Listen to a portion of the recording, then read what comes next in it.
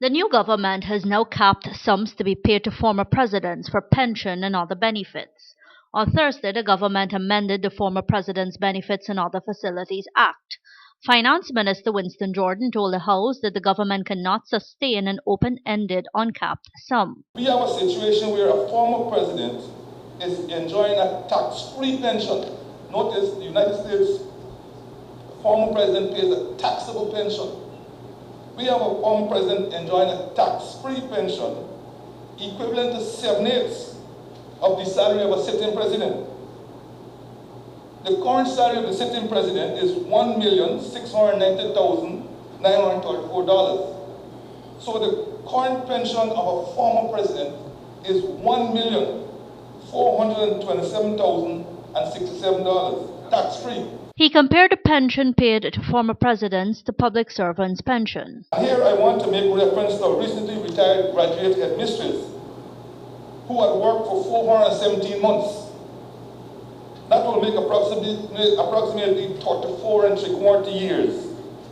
But unfortunately, her pension can only be calculated at a maximum of 33 1/3 years, or 400 months. That former headmistress would get $86,000, the finance minister said. Presenting figures to the House, Minister Jordan said that some $45 million was spent on electricity, security, and transportation for former President Bar Jagdeo. During that period, his average monthly electricity bill was almost $370,000, 8.7 times the minimum wage.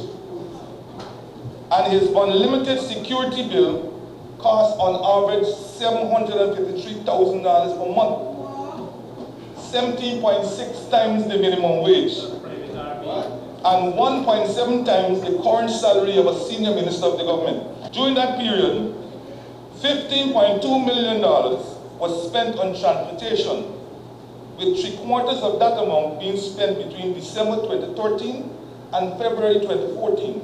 So we talk here 3 months. In 3 months, he was able to spend almost $15 million. To point out the uncapped nature of the sums requested, the finance minister cited an example. Just a few months ago, a certain former president made a claim for two first-class tickets that cost the Treasury $7,466,700.